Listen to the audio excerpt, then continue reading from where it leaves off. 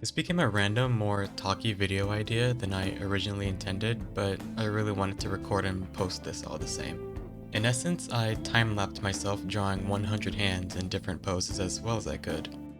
I used to really hate drawing hands, and I still have trouble with them sometimes, so I did this as a form of practice, as well as seeing what I could learn from doing this sort of project. If there's one thing I've learned from being a comic artist is that you cannot dodge drawing hands. When I was attending art classes at my university, I was never all that good at drawing anatomy. I remember when our teacher would give us tests on the names for different muscles and bones in the human body, and I could never quite get any of that information to stick. I get that it's important for character artists to have a firm grasp on how the human body is meant to look, proportionally speaking, but the way in which I was taught didn't ever feel helpful to me. Now, don't get me wrong, I think studying anatomy is fundamental if you want to improve at drawing characters, even if you intend to exaggerate the proportions.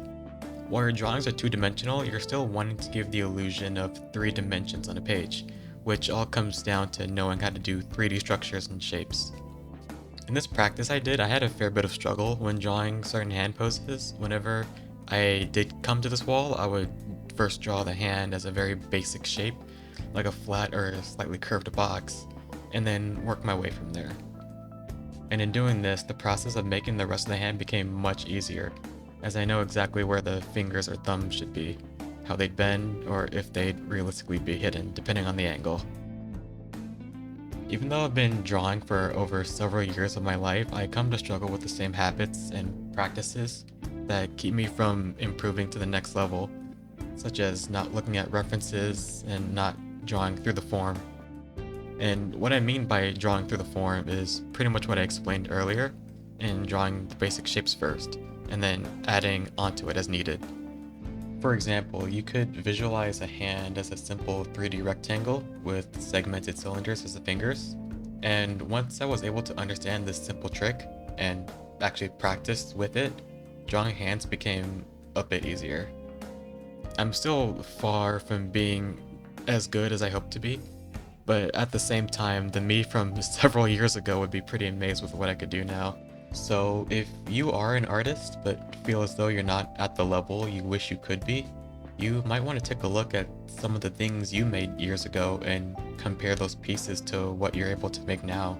It can be really hard to acknowledge your own improvement in real time, but it becomes apparent just how far you've come when you compare the current you to your past self.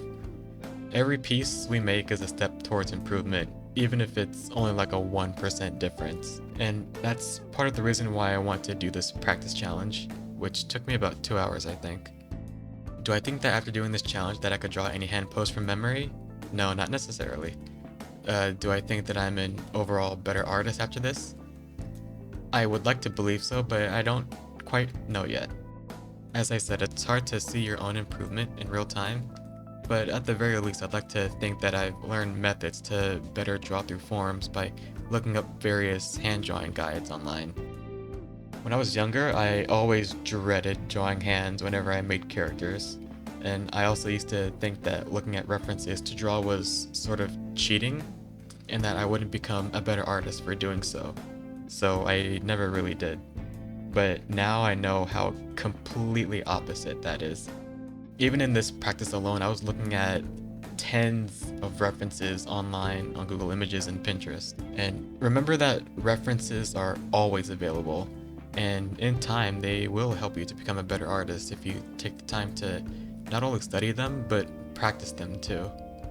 As only through continuous practice and conscious effort can one improve at any given skill. Thanks for watching.